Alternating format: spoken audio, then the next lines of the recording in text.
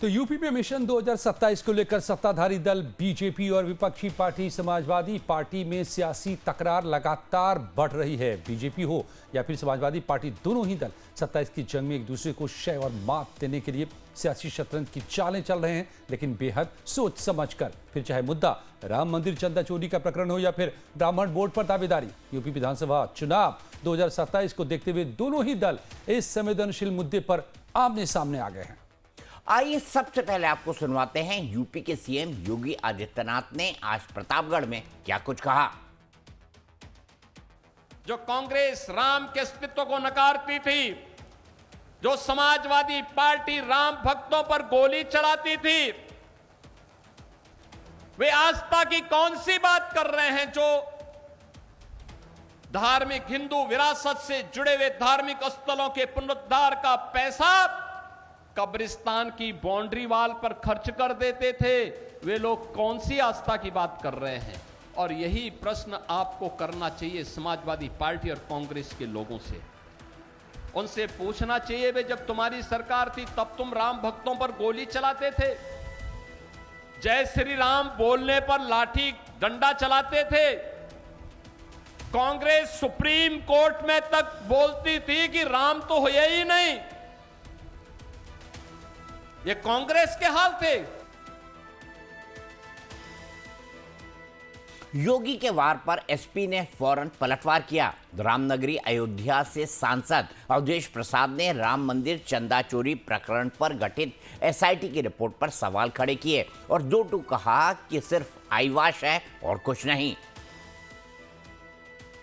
स्पष्ट बात है कि बड़े पैमाने पर चंदा चोरी और चढ़ावा चोरी, और चोरी ही नहीं बल्कि डकैती स्पष्ट रूप से प्रदर्शित है। और इसकी जिम्मेदारी उन लोगों की है जो मेन कस्टोडियन है, उनकी जिम्मेदारी। अगर वो अपनी जिम्मेदारी का निर्वहन नहीं करते, उनकी तरफ से निग्लिजेंस है, तो वो कल्पित होने से बच नहीं सकते। बड़ी मछली को बचाया जा रहा है, उनको उनकी मदद की जा रही है, कानून की धज्जियां उड़ाई जा रही हैं। लेकिन ये बड़ा मामला है, इस बड़े मामले का साफ सुथरा खुलासा बड़े स्तर से जांच हो माननीय उच्चतम न्यायालय द्वारा, तभी बात साफ आएगी।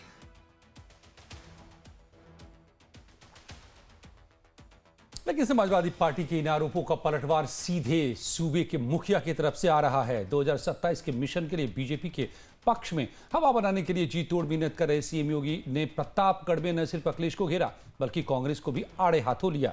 योगी ने कहा कि कांग्रेस एसपी के पास सिर्फ दो ही मुद्दे बचे हैं, आस्था पर प्रहार और जाति का विभाजन। जो कांग्रेस राम के अस्तित्व को नकारती थी, जो समाजवादी पार्टी राम भक्तों पर गोली चलाती थी, वे आस्था की कौन सी बात कर रहे हैं। जो धार्मिक हिंदू विरासत से जुड़े हुए धार्मिक स्थलों के पुनरुद्धार का पैसा कब्रिस्तान की बाउंड्री वाल पर खर्च कर देते थे। योगी का वार हो और एसपी प्रमुख अखिलेश यादव चुप रह जाएं, ऐसा भला हो सकता है क्या। सोशल मीडिया प्लेटफॉर्म एक्स का सहारा अखिलेश ने लिया और लिखा, चढ़ावा चंदा दान चोरों का गिरोह जनाक्रोश के डर से अब अपने घरों में दुबका बैठा है और षड्यंत्र कर रहा है। अगर मुखबिरों के वंशजों में सत्य का साहस है तो अपने परंपरागत भूमिगत सुरंगी निवास से बाहर आकर अयोध्या वासियों के सामने सरयू का जल हाथ में उठाकर ये बात करें। संपूर्ण विश्व के राम भक्त संज्ञान ले, दुनिया भर के सनातनी संज्ञान ले, अयोध्या के पूज्य साधु संत संज्ञान ले, माननीय सर्वोच्च न्यायालय संज्ञान ले, माननीय लोकसभा अध्यक्ष संज्ञान ले, उत्तर प्रदेश अयोध्या के नागरिक संज्ञान ले, समस्त पीडीए समाज संज्ञान ले। वहीं कांग्रेस ने भी राम मंदिर दान चोरी प्रकरण को लेकर बीजेपी समेत वीएचपी और आरएसएस को आड़े हाथों लिया, क्योंकि नजर 27 की जंग में हिंदू वोट बैंक पर जो है। चोरी की खबरों पर नहीं, लूट और डकैती की भी खबरों पर मोहर लगाई है। और ये स्पष्ट हुआ है कि इस्तीफा जिस तरीके से उनको त्यागी बताया जा रहा है, जिस शख्स को जेल में होना चाहिए उसका ट्रस्ट भाजपा, संघ और विश्व हिंदू परिषद महिमा मंडन कर रहा है। ये अपने आप में हैरान कर देने वाली बात है। जिस शख्स के ऊपर आरोप है उसका महिमा मंडन करने का मतलब है कि कहीं ना कहीं भारतीय जनता पार्टी और संघ के लोग अपने बड़े बड़े चोरों को और लुटेरों को, डकैतों को बचाना तो नहीं चाहते। तो बिसात बिछी है ब्राह्मण वोट को लेकर के भी, और इस पर तमाम दावेदारी भी है। एसपी प्रमुख अखिलेश के निर्देश पर 27 की जंग में बीजेपी को मात देने के लिए समाजवादी पार्टी ने ब्राह्मण सम्मेलन की शुरुआत कर दी है। कानपुर में एसपी के ब्राह्मण सम्मेलन में एक नारा गूंजा, ब्राह्मण चला अखिलेश संग। जाहिर है इस सियासी नारे में यूपी में सियासी हलचल पैदा कर दी है। कभी पीडीए यानी कि पिछड़ा दलित अल्पसंख्यक का नारा देने वाले अखिलेश का अब पीडीए को विस्तार देने में वो जुट गए हैं, यानी पीडीए-बी, पिछड़ा दलित अल्पसंख्यक और ब्राह्मण। तो 27 में ब्राह्मण वोट पर दावेदारी को लेकर सुनिए आगे की कहानी एसपी सांसद सनातन पांडे और बीजेपी के प्रवक्ता राकेश त्रिपाठी की जुबानी। आज उसको जानकारी है ब्राह्मणों को कि उसके जो सम्मान की बात है वही सबसे अधिक सम्मान मिलेगा, अब मिलता है वो समाजवादी पार्टियों में मिलता है। अब उदाहरण के तौर पर देख लीजिए, सरकार हमारी 2 बार रही, विधानसभा अध्यक्ष माता प्रसाद पांडे, हम विपक्ष में हैं, प्रतिपक्ष के नेता माता प्रसाद पांडे, सनातन पांडे आपके सांसद बैठे हुए हैं। इनको जो है प्रदेश देश के प्रधानमंत्री चंद्रशेखर जी के खिलाफ उनके बेटे का टिकट किसी ने काटा, उसका नाम अखिलेश यादव है। अगर ऐसा निर्णय नहीं लिए होते हम सांसद नहीं बने होते। समाजवादी पार्टी एक तरफ लगातार सवर्ण बिरादरियों को अपना निशाना बना रही है और ऐसे में ब्राह्मणों को चुनाव में लुभाने की कोशिश कर रही है। ये विरोधाभास है। एक तरफ समाजवादी पार्टी पीडीए का नारा दे रही है, बार बार अपमानित करने की चेष्टा करती है ब्राह्मणों को, फिर जाति के आधार पर उनको लुभाने के लिए गोलबंदी करने की चेष्टा करती है। जनता मूर्ख नहीं है। समाजवादी पार्टी जनता को मूर्ख बनाना बंद करे, ये जाति मजहब के आधार पर राजनीतिक रोटी सेकना बंद करे। उत्तर प्रदेश की जनता विकास के मुद्दे पर योगी आदित्यनाथ जी के साथ रहेगी। तो हम लाइव 360 डिग्री में अगले आधे घंटे बात करेंगे जो एसआईटी की रिपोर्ट आई है, कल जो ट्रस्ट की बैठक हुई है उस पर, और उसके बाद 4:30 बजे से हम बात करेंगे जो नया नारा, क्या एसपी ने अपना नारा बदल दिया है, क्योंकि उनका नारा था पीडीए यानी पिछड़ा दलित अल्पसंख्यक, अब इसमें ब्राह्मण जोड़ा जा रहा है, यानी पीडीए-बी, बी फॉर ब्राह्मण। क्या ऐसा होगा अजय भाई, इसको आप समझेंगे? मैं तो यही आपसे मैं सबसे पहले समझना चाह रहा हूं कि क्या ये पॉलिटिक्स मैथ्स है क्या, कि कभी आप P+D+A मिलाकर के 81% कहें, उसके बाद लगे कि नहीं थोड़ा सा और जोड़ लेते हैं तो +B भी कर दें, 100% ही ले लेते हैं, ऐसा चलते हैं कि क्या? देखिए ऐसा तो नहीं चलता, लेकिन अखिलेश यादव को लगता है कि जितने लोगों को इस वक्त जोड़ लिया जाए, आप भूलिए मत, लगभग 12 से 13% के आसपास ब्राह्मण वोट उत्तर प्रदेश के अंदर है, और ये बहुत बड़ा चंक है, ये बहुत बड़ा चंक है। आपको याद होगा 2007 में, मुझे तो बहुत अच्छी तरह याद है, आपको भी याद होगा कि 2007 में जब मायावती जीती थी तो दलित के साथ ब्राह्मण का एक कॉम्बिनेशन बन गया था और उस सोशल इंजीनियरिंग पर बहुत काम किया था। अखिलेश की कोशिश ये है कि थोड़ा भी अगर ब्राह्मण वोट उनके टूटता है और जो बीजेपी से नाराज है या जो एंटी इनकम्बेंसी का वोट है वो उनकी तरफ जाता है तो उनको बड़ा फायदा हो सकता है। इसीलिए पिछड़ा दलित अल्पसंख्यक और ब्राह्मणों की बात कर रहे हैं, खुद उनकी पार्टी के नेता अपने नारे को बदल रहे हैं। लेकिन क्या ऐसा होगा? और क्या ब्राह्मण और चढ़ावा चोरी वाला मुद्दा भी एक उसमें फैक्टर बन जाएगा? उसमें एक फैक्टर बनेगा, लेकिन बीजेपी किस तरीके से डैमेज कंट्रोल करती है। और मैं एक बात आपको बता दूं, जो अखिलेश का जो बेसिक वोट बैंक है वो क्या है?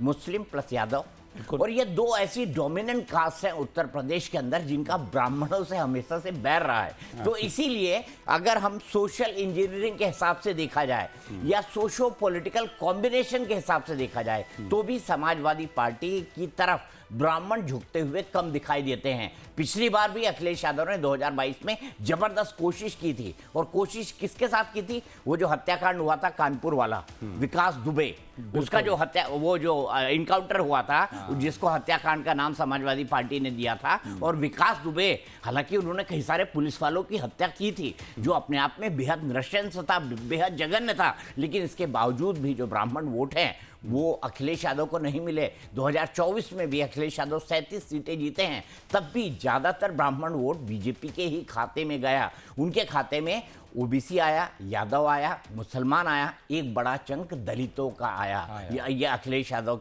का विनिंग कॉम्बिनेशन 2024 के इलेक्शन के अंदर था। लेकिन क्या इसकी पूरी की पूरी जो इक्वेशंस होती है, इसी को हम समझेंगे। अविनाश त्यागी जी बीजेपी के प्रवक्ता, आपने बताया वो जुड़े हुए हैं।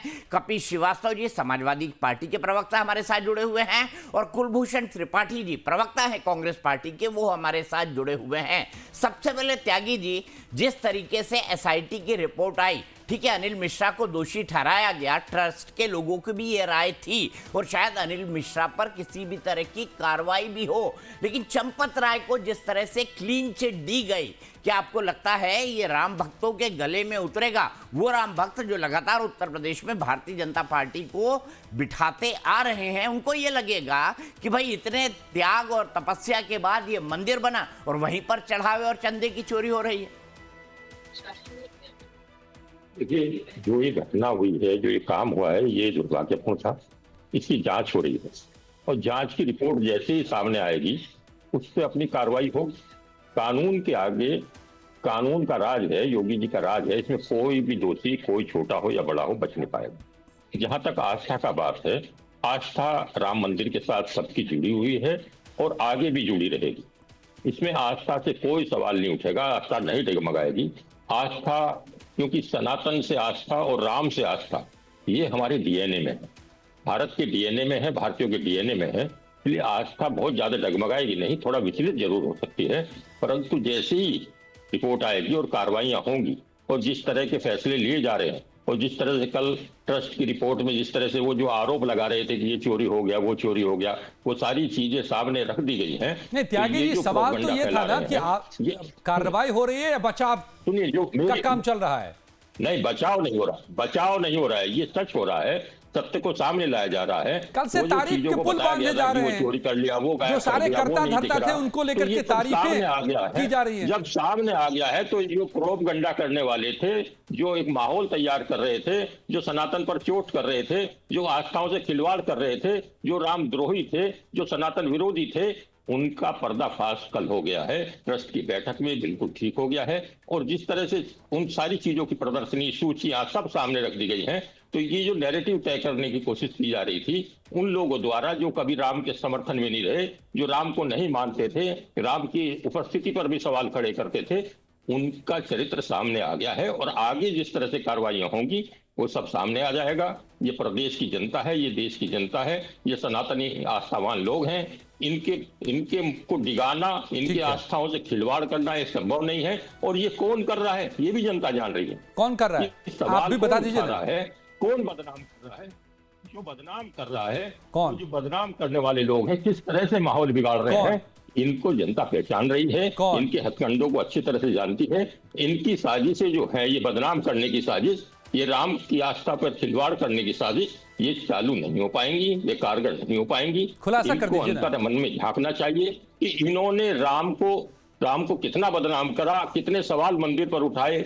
जो मंदिर के दर्शन तक नहीं करते वो लोग अब सवाल उठा रहे हैं। इनको सवाल उठाने का अखिलेश यादव की बात कर रहे हैं, ये सवाल उठा रहे हैं, ये सवाल अखिलेश यादव जी की बात कर रहे हैं, ये सवाल समाजवादी पार्टी की दर्शन जिन्होंने नहीं किया, इन्होंने स्पेसिफिकली कहा कि राम भक्त पर गोलियां चलवाते थे, जो गोलियां चलवाने वाले थे, जो राम के अस्तित्व को ही नकारते थे, उनका सवाल पूछना चाहिए, उनको अपने भीतर सवाल पूछना चाहिए। हम अपने मुंह से बोल रहे हैं, त्यागी जी अपने मुंह से बोलने में क्यों डर रहे हैं? भाई त्यागी जी बोलिए ना, समाजवादी पार्टी और कांग्रेस का नाम ले लीजिए। ताल ठोक कर आपको कहनी चाहिए। पानी का पानी हो रहा है, जब दूध का दूध पानी का पानी हो रहा है, माननीय योगी जी के नेतृत्व में एसआईटी बिल्कुल निष्पक्ष जांच कर रही है, तो आस्थावानों की आस्था नहीं डगमगाएगी।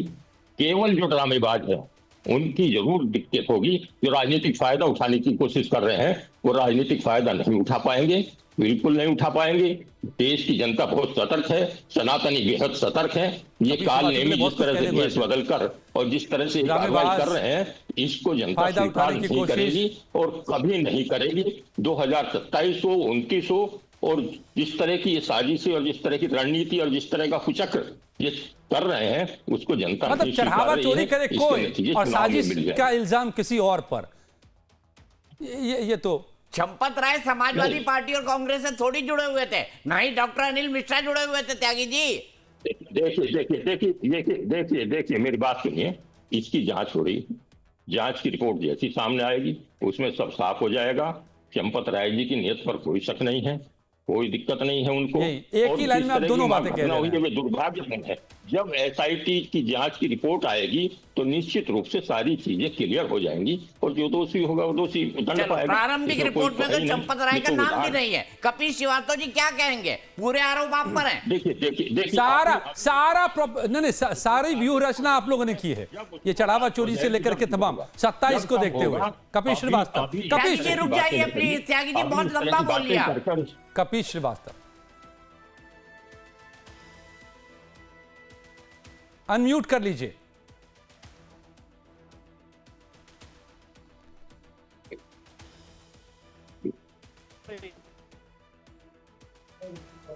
आवाज आ रही है आपको? हाँ आगे बोलिए। सब किया धरा आप लोगों का है, ये चुनावी चक्कर है, चढ़ावा चोरी। आवाज आ रही है? कह रहे हैं आवाज आ रही है आपको? जी जी आ रही है।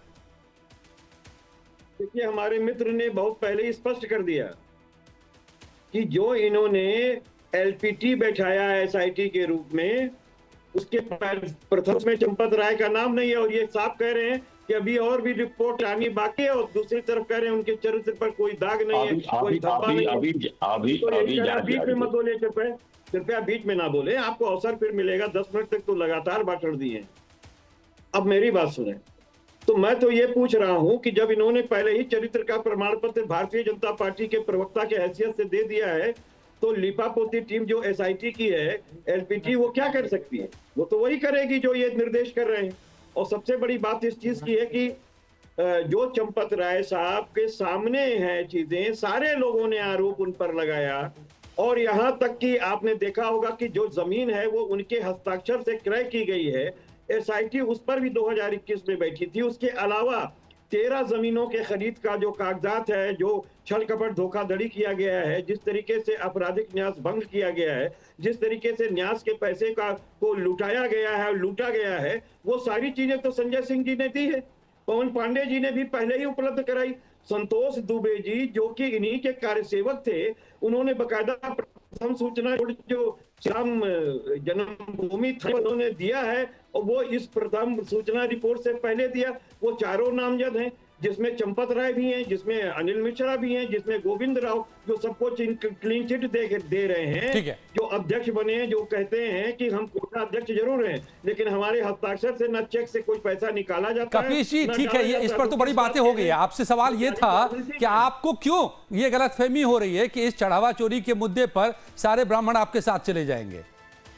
ये कंफ्यूजन क्यों हो रहा है आप लोगों को? ये किसने कह दिया? अरे आपके पांडे जी की बाइट हमने अभी सुनाई ना, बड़ा लंबा दे रहे थे। तो कह रहे थे सारे ब्राह्मण समाजवादी में। कानपुर के अंदर वो प्रबुद्धजीवी प्रकोष्ठ की हुई है, सुनिए, वो इंटेलेक्चुअल फोरम की हुई है और उसमें स्पष्ट रूप से कहा गया है कि जो इंटेलेक्चुअल लोग हैं अब इस सरकार की पोल खोलने का काम करेंगे। जो राम को लाने का दावा करते थे वो राम को लूटने का काम कर रहे हैं। तो राम लूटने का कार्य कर रही है भारतीय जनता पार्टी और उसके साथ उसकी विश्व हिंदू परिषद, उसके साथ संघ के लोग। तो इसकी पोल खोलने का काम जो है वो हमारे प्रबुद्धजीवी प्रकोष्ठ के लोग करेंगे निश्चित रूप से। चूंकि इस समाज में ब्राह्मण समाज को कांग्रेस के मेहमान के पास जाने से पहले हमें कुछ पलों के लिए रुकना पड़ेगा।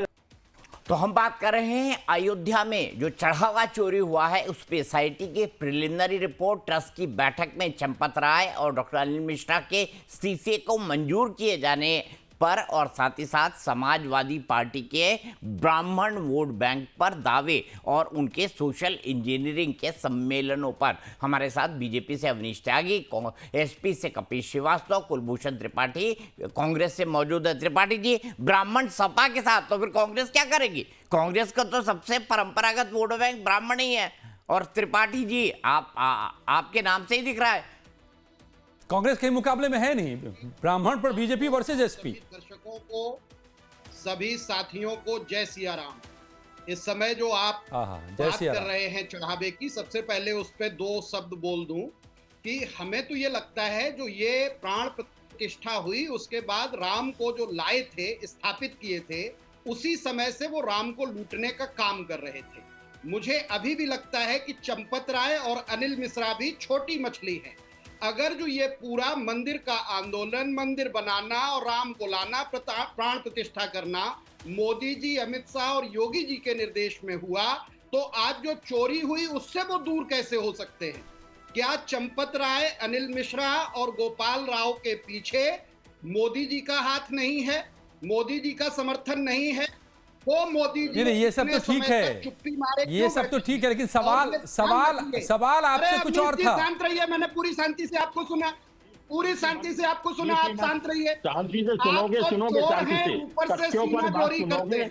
दीपक जी, एक बड़ी बात है, जो चोर को बचाता है, जो चोर का समर्थन करता है, तथ्यों पर रहिए, मुद्दे पर रहिए, और उसको मुद्दे पर रहिए, इधर उधर मत चाहिए। भटकाइए। मुझे ये लगता है कि मोदी जी, अमित शाह जी और योगी जी कहीं न कहीं आप चोरों को बचाने का काम कर रहे हैं, इसलिए सबसे ज्यादा चोरी का आरोप और संदिग्धता इनकी दिखाई देती है। गलत बातें ना करिए, मुद्दे पर रहिए, पर भी कल्पनाओं में मत घूमिए। न्यायिक आयोग माननीय उच्चतम न्यायालय की निगरानी में बनना चाहिए, उच्चतम न्यायालय की जजों की सारी बातें तो आपने आस्था चोरी है, सिर्फ चढ़ावा नहीं चोरी है। अरे किस तरह की बातें कर रहे हैं आप? ठीक बातें चढ़ावे के रूप में अपनी आस्था समर्पित करते हैं भगवान को, और जो भगवान के प्रति हमारा प्रेम है, आस्था, अरे तो अपने नेता को कहिए जाके दर्शन कराए। और एक महीने में वहां जो मूर्तियां थी वो पिघला ली गई, बांट ली गई, और कल ले जाके वहां रख के कह रहे कि 2800 पूरी की पूरी हैं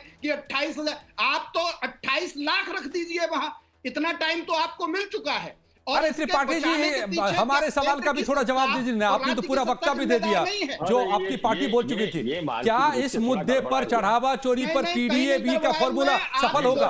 पीडीएबी का फॉर्मूला सफल होगा? और हम प्रश्न भी न उठाएं, हम प्रश्न भी आपसे न पूछें, आप चोरी भी करते रहे, सीना चोरी भी करते रहे। नेता से कहिए ना दर्शन कराए। दर्शन करने से अगर राम भक्ति इतनी जग रही है, राम भक्ति अगर इतनी भीतर जग रही है, तो आप उनसे कहिए ना दर्शन कराएं। आप मानसिक रूप से कुंठित हैं, आप बेकार हो चुके हैं, कर रही है, पीडीएबी होगा कि नहीं सफल? आज आपकी चोरी पकड़ी गई, भगवान आपसे नाराज है, तो आपको दिक्कत हो रही है। आपने मंदिर की सारी जिम्मेदारी डबल इंजन की सरकार लेगी और चोरी की जिम्मेदारी विपक्ष ले ले। इस तरह की भाषा अनर्गल प्रलाप कर रहे हैं, इधर की बातें कर रहे हैं, जो आपका मानसिक संतुलन भगवान ने छीन लिया है, और ये आपके बुरे दिनों की शुरुआत है। केवल फड़फड़ाहट, केवल गड़बड़ाहट और केवल धन्यवाद। अभी आप लोगों को ये 27 के चुनाव तक पूरा मौका है और ये मुद्दा भी लगता है कि बना ही रहेगा। आपको क्या लग रहा है दीपक सर, ये मुद्दा बरकरार? नहीं, बिल्कुल मुद्दा बरकरार रहेगा और विपक्ष इसको जिंदा रखने की कोशिश करेगा। देखना ये भी होगा कि एसआईटी की जो फाइनल रिपोर्ट आती है वो क्या कहती है और उसके आधार पर किन किन लोगों पर कार्रवाई होती है, क्योंकि इस पूरे मसले पर बीजेपी को न केवल कार्रवाई करनी है बल्कि करते हुए दिखाई भी देना है। ये बेहद जरूरी है।